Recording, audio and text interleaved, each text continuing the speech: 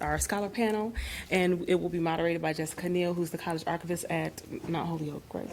At Hampshire, I'm so sorry. At Hampshire College. I'm getting all the names mixed up. Forgive me, everyone. But I'll go ahead and let her start, and then if each panelist can introduce themselves and their research focus, and we'll go from there. My name is Jessica Neal, college archivist at Hampshire College. And so we'll start to my left. Use the mic, please. Sorry about that. Yeah.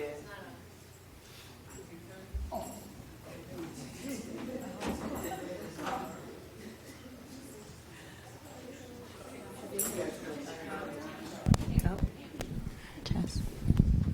I think, yeah, they're on. Hello. All right. So again, Neil, college archivist at Hampshire College, and we're going to start to the left with the introduction of the panelists. Thank you, Jessica. My name is also Jessica. So I'm Jessica Liu. I received my PhD from the University of Maryland, College Park, where I also am now working as faculty.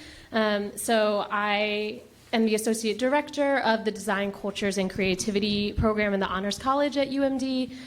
So I work a lot with students who like to think through what it means to make as a form of thinking and make as a form of engaging in the world and pursuing social justice.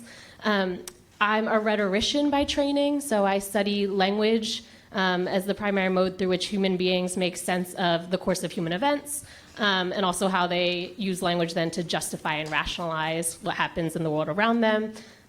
My specialty is African American rhetorical history, and my work also engages both archives and Black digital humanities, which I can also speak more about as well. Thank you. Hi, all. My name is Catherine Knight Steele. I'm an assistant professor of communication at the University of Maryland, College Park.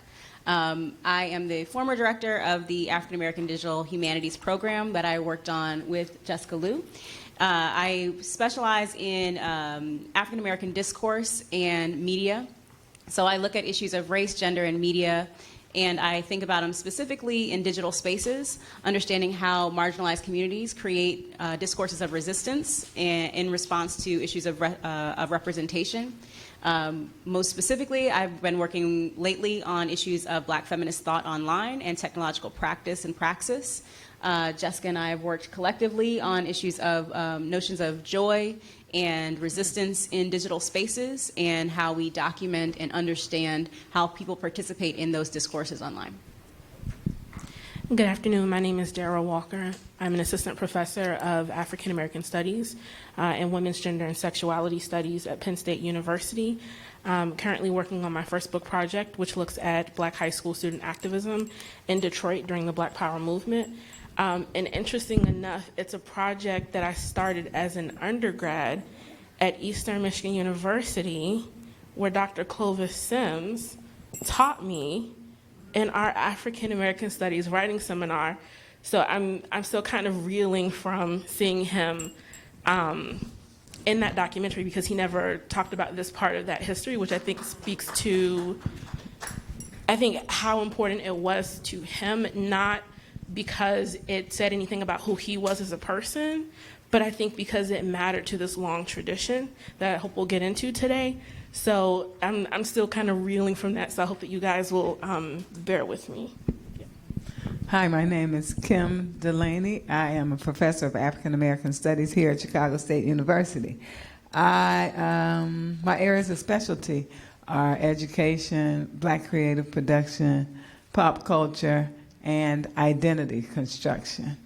And what else can I say? I just had I curated an exhibition that just closed at University of Chicago, which was the 30-year history of the African Festival of the Arts. Are any of you from Chicago? Yes. You attend the African Festival of the Arts in Washington Park. I'm on the board of African International House over there, and we put that on. So I curated a photo exhibition at University of Chicago most recently. I'm also the current executive editor of the Women of Color Study Bible for Real Life, and I'm looking for testimonies, if you have any, to include real life testimonies. And what else can I say I'm working on? I'm working on a bunch of things, but we'll talk about it. Okay. All right, so actually, Kim, we're going to get started with you. Okay. The first Black Studies program was started at San Francisco State in '68 under Nathan Hare. That's Since that time, it seems there has been a concerted effort to defund Black Studies programs. Can you elaborate on how important it is to have Black Studies and Pan-African Studies in preserving and advocating for the histories of groups such as the Black Panther Party? Okay. So whoever wrote that question is trying to get me fired here, but let me see. So, okay. This is a safe space. Buttera. Okay. So I think in this current climate where there are Black Studies departments popping up everywhere, all the Big Ten schools, all of the Ivy League schools are now expanding or creating new African American Studies programs, because the data shows that for preschool age children, the majority is now Black and brown. So everybody's jumping ahead of that and doing Black Studies departments. So we're excited about that, about these Black Studies departments. But there is some concern about the ideological basis for these programs, right? Because now there seems to be, since Black Panther and other things are happening, people believe blackness to be this superficial kind of coloring thing. And it's so much deeper than that. That's why they wanted Black Studies. It's not the same as Black history, right? And we have this the scholars in Black Studies, we have a constant kind of fight. It's an activist-oriented discipline. It's interdisciplinary, but it was born out of a fight. And it remains in a fight all of the time, fight for funding. So when you see big ones that are well funded and there's no oppositional element, you are a little bit concerned, because it serves the purpose generally, really, when we take close looks at it, it serves the purpose of the broader traditional educational system. And that's not what Black Studies was born of. It's born of giving a voice to African-centered understanding. Most recently, I had a conversation with a colleague, because I was a coordinator of African American Studies. They got rid of the coordinators. So we're in a combined department where somebody out of African American Studies is over my department now, making these decisions. And so in a conversation, I said something, and one of the administrators said to me, like, you're going to have to get over it. Africa doesn't have anything to do with African American Studies. I'm like, oh my God. I did that literally in the meeting, like, oh my God, what is this? What is happening here? They said, that, and I'm saying, like, Italian studies, you wouldn't expect Chinese studies to not have anything to do with Chinese culture.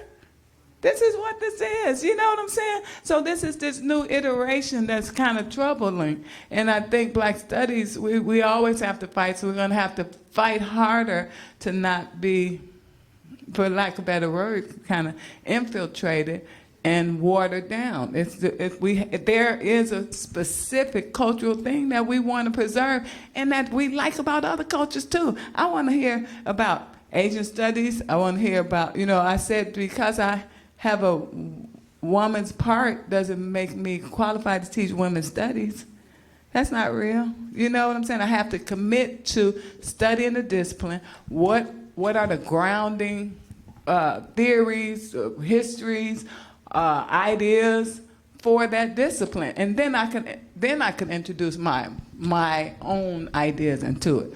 But I found for Black Studies, I find it is a constant struggle, a constant fight. Our students, where we've been very successful here at Chicago State, is that we get a lot of transfer students who've been in other environments where they didn't feel welcome. And then they come here, and because of our Black Studies program, where we afford them a voice and teach them that your voice matters, you are valid, you have the right to be involved and to have a say, they are empowered and they kind of function. They rise up to the level of their capacity. And then they take the lead. Like, for instance, we'll talk about later some of the activism things that happen here with the budget and stuff. Those were our students who led that. So we don't want to water down Black Studies program where anybody teaches, or where people who are apologetic or fusion type people are in control of the curriculum. So I don't know if I answered your question. That was a bit of a rant. You caught me at a bad time. Yeah, you did. Okay. No, you did. I actually have a follow-up because I was a Black Studies scholar. Well, I am a Black Studies scholar. And so I went to Dillard where the program has been shut down. It's no more. Oh. And so one of the some of the tenets of Black Studies is that it should be prescriptive, corrective, and descriptive. So in your work, especially as an archivist, how do you think we can shift people's thinking who say that African studies or Black studies doesn't have anything to do with Africa? I think an archivist plays an important role because it's more than Black history. So as you have events or bring to the forefront information and artifacts and things that have a particular authentic voice that comes out of the people, as opposed to what's disrespectful about Black studies is that you might have an event that's deals with African American people. Well, I think you have to have somebody who speaks from that particular cultural element that you're talking about to speak, to have authenticity. But what happens a lot of times is if it becomes a blackface event. You know what I'm saying? So it's blackface and you know somebody at your university who's Black, so you just call them in to speak on everything. That's not a good thing. This has to be respected as a valid discipline.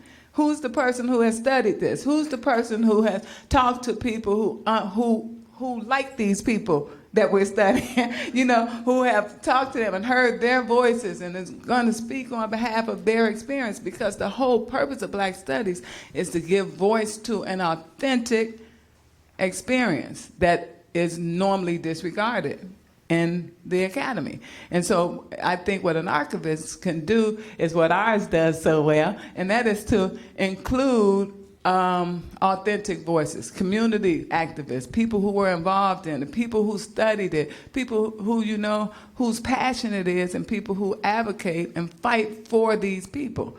Then that's whose voice should be in it. It shouldn't be me talking about what they are and what they want from an outsider's perspective if I haven't immersed myself or at least stood and fought for those people. So that's what an archivist can do. Thank you. We're going to move to Dara. So I think we can all agree that our youth are often at the front lines when it comes to igniting movements and pushing for social justice. But how often do we think about our high school students being involved? So I think we think about them when we see these kind of explosive moments, right? So like walkouts, significant marches, but we don't often see that intellectual labor that goes into that, I think, and that's an important part. And so when we think about, let's say, March for Our Lives, we also have to think about the fact that the ways in which these young people sharpen their analysis around race and gun violence was by coming to Chicago and talking to high school students from Chicago, right? But we don't see that kind of labor. And so we think about them in ways that I think, Paige mentioned earlier, which is dismissive. Oh, that's so cute. Mm-hmm. You guys are organizing. Actually, they don't even say they're organizing. They say that, you guys are marching, you're rallying, but there's no real sense of young people being a part of an African-American organizing tradition, which is very different from, I think, what Bob Moses and Charles Payne have called an African-American mobilizing tradition. And that was the distinction I think Paige was making earlier, which is mobilizing is this kind of one-shot campaign. Organizing is really engaging with local communities, local movement networks that have a long, rich tradition. And because I study Detroit, and maybe we'll get into this later, there's a deep, deep tradition of student activism there. But when we think about young people today, we often say they should be in school, right? They're missing education. But what does it mean for them to think about being a middle school student who is Muslim or Latinx and going to school and hearing their peers chant, "Build the wall"? Right. What does it mean for them, particularly Black girls? We know that reports have recently come out where they are disproportionately affected by suspension policies. And so when we think about young people, we separate these two things. We look at the conditions and we look at them as organizers or activists, but we don't think about the relationship between the two. So when we think of them simply as young people creating chaos in the streets. Yes. Kind of a second part to that is we've heard about Parkland, and there has been some media attention to high school students addressing climate change. But can you further share and elaborate on what you found in your scholarship about the historical tradition of Black high school students putting themselves forward as agents of change? Yeah, so my work looks at Black high school student activism, particularly from 1966 to 1972, and I conducted oral history interviews with a lot of these young people who still live in the city. I conducted interviews with some of their mentors, and what I found was that they were a part of an intergenerational organizing tradition that was deeply rooted in Detroit's kind of local movement networks. And what that means is, if we start with the young people I look at, for example, one of the organizations is the Black Student United Front. And we move backwards a little bit. They form in 68, 69. We move backwards a little bit. We see them attending political education classes with the League of Revolutionary Black Workers. These radical Black factory workers, right? We move that needle a little back. We see that the League actually emerged out of DRUM, the Dodge Revolutionary Union movement, which is 68, so a year after the Detroit Rebellion of 67. If we move that needle a little bit further into the early 60s, we see that folks who organized DRUM in the League were a part of Uhuru, which was on Wayne State University's campus, and RAM, right? And so we see this long tradition here. And I think that, part of the work that I'm trying to do is move us beyond looking at the explosive moments to looking at the personal experiences that get young people into movements. And so it may not necessarily be, or it can include young people who are just particularly interested in, say, wanting a culturally relevant curriculum. But it could also include young people who are experiencing issues at home, looking for surrogate families and social movement organizations. It can also include young Black girls who of a darker hue, and they're tired of hearing about dark-skinned girls this and dark-skinned girls that, and they see a path to organizing and rethinking their own power. Right. And so when I talk about this work, one of the things that I really try to emphasize is the studying. And so that when we think about young people, I want us to conjure images of them sneaking into their parents' rooms, their living rooms at night, listening to Malcolm X's speeches on 45s. I want us to conjure images of them, a little Black girl sneaking into the Wayne State Law Library, skipping school probably, sitting on the floor reading law books because they want to understand the law. Those are the images I want us to conjure. So then when we think about the organizing, we see the everydayness of it, right? We see the work that goes into it, and that often that work happens in these intergenerational spaces. Thank you. Next, we're going to move to Catherine and Jessica. You both have written about Black joy and resistance, and actually, we want to address this as one of our questions in our breakout session later today. Jared Drake, someone Project Stand follows via Twitter, has even referenced work published on pleasure activism and how that impacted his life. The author of Pleasure Activism, Adrienne Marie, says, create more room for joy, wholeness, and aliveness, and less room for oppression, self-denial, and unnecessary suffering in your life. We're hearing an increase in discourse on self-care on social media platforms. Can both of you take turns discussing what the catalyst to begin your research on Black joy as resistance has been? So I'll say broadly, the reason that I study Black folks online is because when I was in graduate school and I was beginning the study of new media and new media discourses, the new media discourse about Black folks, the rhetoric about Black folks was that Black folks were not online, right? And so I'm not talking about too long ago. I'm talking like 2008, 2009. What we were reading, what we were being taught was that Black folks were deficient in their use of technology, that the digital divide was real, and that our place as scholars was to introduce young Black folks to technology so that they could have a future, right?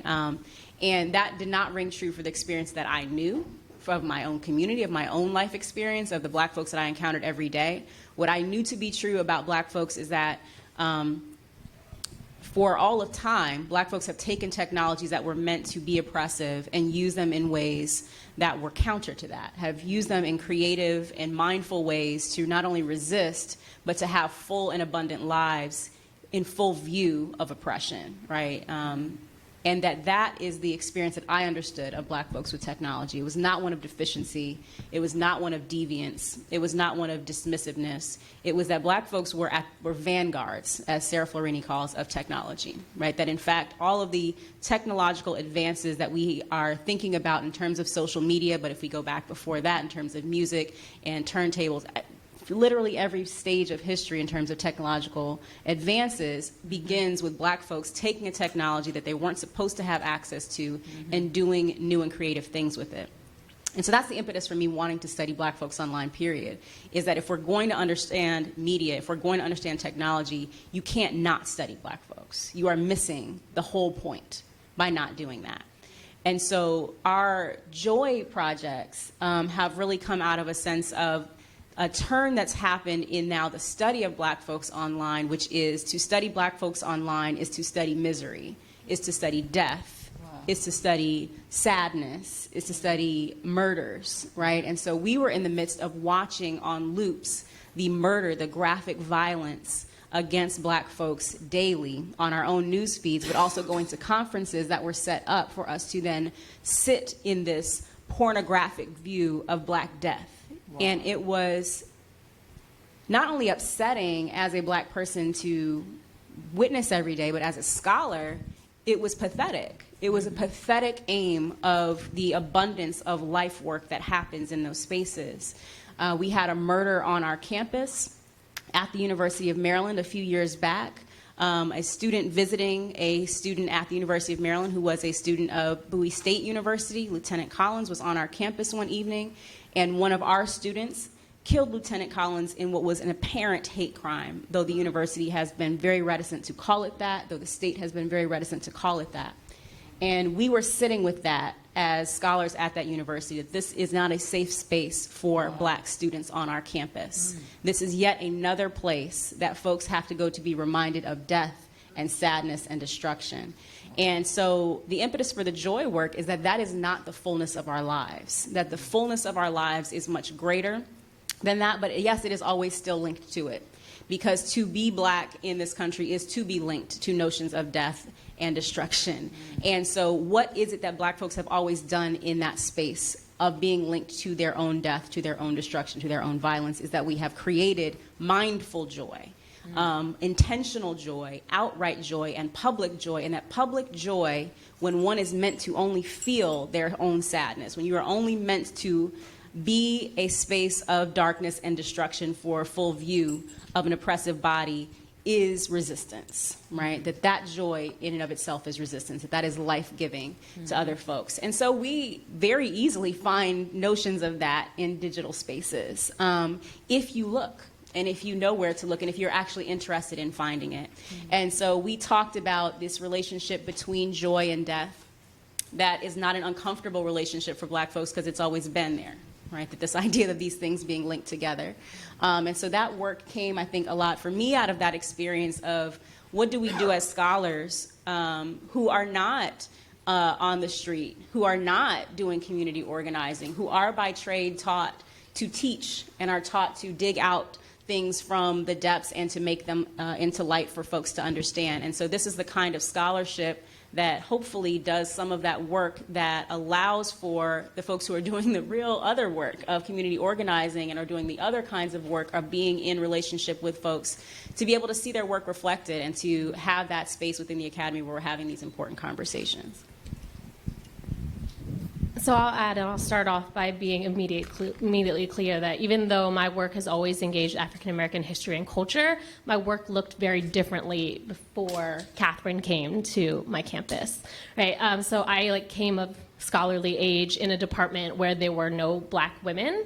There were no Black faculty, I'm sorry. When I first started there was a Black woman on faculty, but she was very clearly never welcomed into the community, and she was very quietly left for unknown reasons, right? So it wasn't until Catherine came to campus that we had a Black faculty member in our department, and she brought a perspective, personally, culturally, historically, methodologically, theoretically, into our scholarly community that we desperately needed, and we just simply did not have. And so my research, like I said, I'm trained as a rhetorical historian, but I came up in a tradition that was very white. So I was taught to read theorists that were white. I was taught to approach Black texts and Black history from very white perspectives. And I never really engaged digital Black rhetoric because I was taught to mainly look historically, look back, keep grappling with slavery, keep studying Frederick Douglass, right? And it wasn't until Catherine kind of came along and the conversations changed and they became richer, at least in my world. And so I had been grappling with a lot of archival primary source material to do my work. So my dissertation focused on the moment immediately after the Civil War when the Freedmen's Bureau was formed to facilitate the transition of former slaves from bondage to freedom. And I wanted to really understand how their rhetoric, how their actual policymaking and their justification defined freedom in particular ways, and then ultimately anti-Black, racist ways, such that freedom was defined by such strict parameters that former slaves could not possibly, under any circumstances, attain the ideal vision of freedom that was thrust upon them in that moment, right? And so I had been studying this for years. The dissertation took years, right? And I was in the archives for all that time, and I was seeing that not only in the archives themselves, but also in the research in my field that were studying similar texts from the 19th century, didn't resonate with the Black people I knew in my life, right? Who, like my other panelists have said, are living full human lives, right? Yes, they're resisting, but they're also studying and working and mothering and loving and laughing and dancing. And that wasn't what I was seeing in my field, right? That wasn't the kind of work that I was seeing as far as engaging Black life and Black history and culture. And so when Catherine actually came to me to talk about Black joy, and particularly Black joy in digital spaces, I also saw it as an opportunity to make a much needed contribution to the research record, to the secondary record about Black life and about Black history and culture. So I saw it as an opportunity to kind of three things, three major problems in my field's engagement with Black life as I saw it. And the first being that a lot of rhetoricians, rhetorical critics, when they study Black rhetoric, right, they're only going to study probably less than 10 Black speakers usually, right? Many historical, right? And you already know the names of the people I'm talking about, right? As far as who gets studied and who gets amplified as an important contributor to Black rhetoric and to Black life and Black history.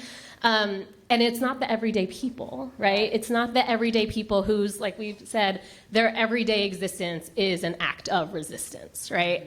To be alive and Black in a world that's constantly trying to kill you, right, is resistant. And so I thought it was very important to be able to study and really amplify everyday Black people online living their lives and putting and making sure that that's part of the story and the narrative of this tradition of Black resistance. The second major problem in the research in my field is that we tend to treat argument and rhetoric and persuasion, right, as very strategic, right, very intentional, of which emotion is just kind of this like extra adornment that we add into our rhetoric to make it more persuasive, right? So there's this constant move in rhetorical analysis to put emotion, feeling, sensation, to separate it from humanity, and especially Black humanity. So if you find emotional expression or affective expression in Black rhetoric, it's they put it in there to make it more persuasive. It's not authentic, it's not feeling, it's not really how they are like authentically expressing themselves, because we don't believe that Black people are human with feelings, right? So again, to be able to talk about and amplify Black joy, Black pleasure, is to amplify Black humanity, right? And to make it central to Black language practice and Black engagement in the world. And the last thing I'll add as far as kind of a problem in the research in my field that I think some of our work has been speaking to is this notion that Black rhetoric is always a response to white rhetoric, or Black rhetoric is always a response to what white people are doing or saying about Black people, right? And one of the things we've tried to do in our work is, yes, we're contextualizing Black rhetorical practice, right, within the constant threat of death, right? But a lot of the text we are looking at, right? So if we look at Vine, like these quick Vine clips, right, of Black youth dancing and singing in the streets, right? They're not recording it for white people to look at, right? They're not recording it for white people to be like, oh, look how happy the Black people are, right? It's not for anybody else except for those kids, their families, their communities, right? And so to be able to do work that takes Black feeling seriously, Black humanity seriously, everyday Blackness seriously, and not position it as, you know, just a response to the white gaze or a response to white people, I think is incredibly important as well as far as the research we're doing. Like Catherine says, the work that we're doing as scholars is small, tiny, compared to the work really being done like in the streets, right, by everyday people. But it's what we are qualified and capable of doing, right? And that was the important contribution I hope we could make. Wow. Thank you. Just as a follow-up, what types of joy has this project brought the both of you? Has it brought to us personally? Oh, man. We get to watch Vine clips again. That's fun. No, I think that there is, for me anyway, again, there's a joy in the everyday banality of like swimming in Blackness, right? And of being unapologetic about that being the work that I settled myself into. I was trained very well, and at the end of that training, I was told, are you really going to be a scholar who's a Black woman who just studies Black women? And I said, that's a good question. Yeah.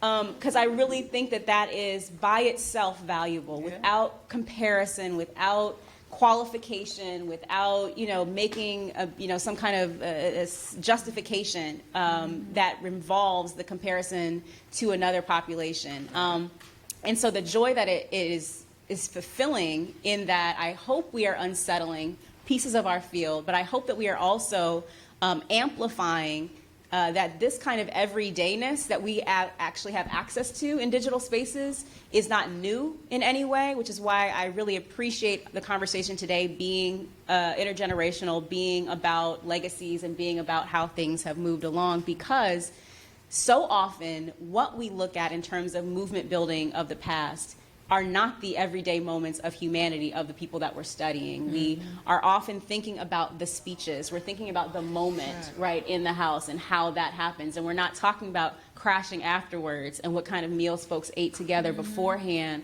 that actually leads to these spaces of movement building. So what the digital brings that's joyful for me is the opportunity to have conversations about the everydayness of the folks that do the work and their full humanity and full view.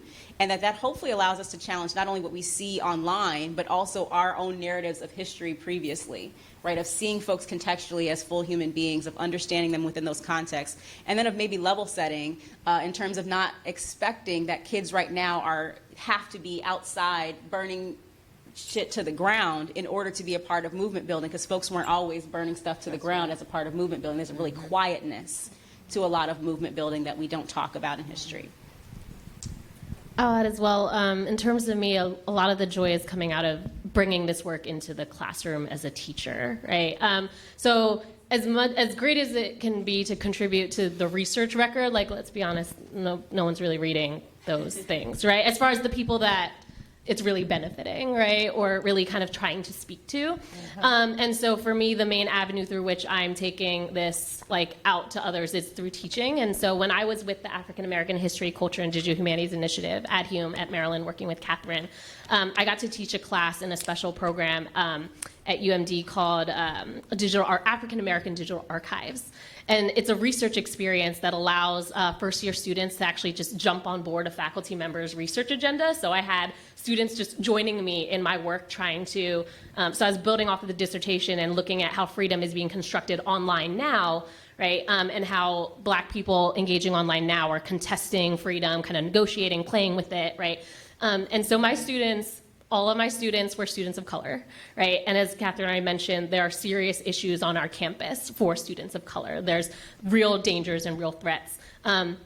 And so to have just a small group of students, all of whom were students of color and predominantly black students, was a real joy, first of all. And then to have them jump on board my research and just completely make it their own. So I was just like, look around your own digital worlds, right?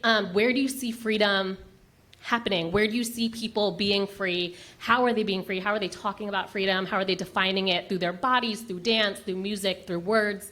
And they just went off with it, right? And so they all looked around their digital worlds, like I said, and they all came back with very different perspectives on how they felt freedom was being defined in the communities that they cared about, in the communities that they inhabit themselves.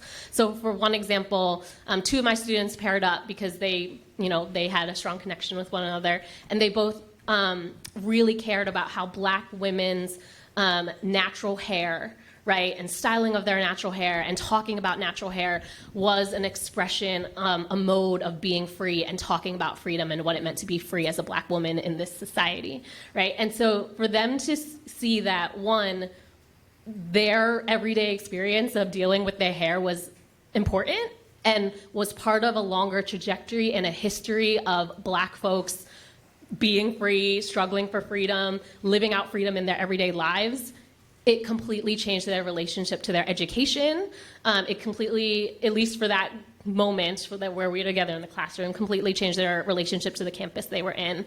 It also changed their relationship to how they engaged online and what they started to pay attention to in kind of the everydayness of Black digital practice, right? And so for them to then, actually they came to our Ad Hum conference and they all presented last fall on a big panel together talking about the work they did with me.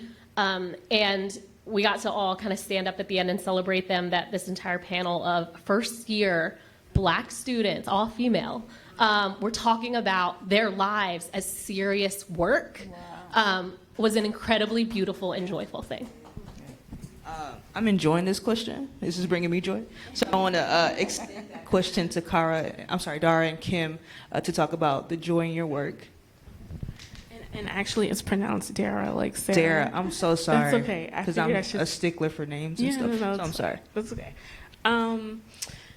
Yeah, I think the joy I find in my work is really in the conversations I have with the folks who were student organizers then. A lot of them, as I said, they're still around. And there are moments where I'm working on the book and I feel disconnected from it and I go back to the transcript. And sometimes I go back to the audio because there's something emotive in the audio. And so, for example, there's this one story, one of the women I interviewed, and I call them narrators because in that tradition of them kind of co-narrating this. But one of my narrators, she's talking about her mom having concerns about her becoming politically active. And so she's describing the story to me, and she says, her mom would say, whenever she encountered violence at school, because they're desegregating schools in '69, right? Mm-hmm. Whenever she encountered local violence as she's on her way to school, her mom would say, just go the other way. And this was in response to her saying that she wanted to, become an organizer. And so I listened to the audio because it reminds me there's this kind of false start she has where she says, and it kind of gets to, I think, the absurdity. And I don't want to say absurdity. I feel like that's harsh. But what she says is her mom says, I want you to go another way. She says to her mom, but what way? Which way do we go? We have cops coming behind us with bats, because at this point they didn't have riot gear yet. We have white vigilante activists coming in a different direction. We have these white students. And so for me, listening to these interviews, even though there are these moments where they may not be talking about joy, but they're talking about the everydayness of their lives, it brings me joy because I feel honored that I get to tell this story. Wow. But in the moments of actual joy, she'd start singing about James Brown, Say It Loud, I'm Black and I'm Proud, and she'd say choo choo, and I'm like, I listen to the song and I never hear the choo choo. And so really for me, it's the relationships I get to build, and that these are relationships that I've been forging for the past, I think I realized next year it'll be 10 years. I started working on this as an undergrad. And these are folks I still check in with. One of the guys I interviewed hit me up a couple of days ago because we're friends on Facebook, and I made a post about trying to get people to give me books for free. And, he's in Cali now, and he says, when I come back out to Detroit in May, I want you to stop by. And he's an old like Marxist, and so he has like really great primary sources in these books. He says, I want you to come out. I got some books for you. And so for me, it's the relationship building that brings me joy. Thank you for sharing. Well, I'll say my joy comes from lots of things, but at the beginning of my class every semester, my introduction to African American Studies classes, I tell, and several of my classes, most of my classes, I tell the students that about midway you're going to be in love with me, but it's not really me. It's the information I'm bringing you, because what I'm going to do is introduce you to yourself. And that's what the joy is for me. I give people a safe space to see themselves. So what happens when identity construction, what happens is that your identity is constructed a lot by your environment. It's given to you. It's kind of, you're cloaked in what you're born into. So we have the images from television, we have the images from everywhere that shape who we think we are. And at some point, that's why we spend the young years of our life, not the very young years, but the middle years, kind of brushing harshly up against everything, because we're fighting back. It doesn't match what we feel. So we're fighting back, trying to figure out and get to know and find ourselves and all these things, because we know this isn't authentic. This cloak we've been dressed in, we're trying to break out, break out and take this off and be ourselves. Well, at some point, if you're provided a free space and enough data to what we do in Black Studies is called deconstruct and reconstruct,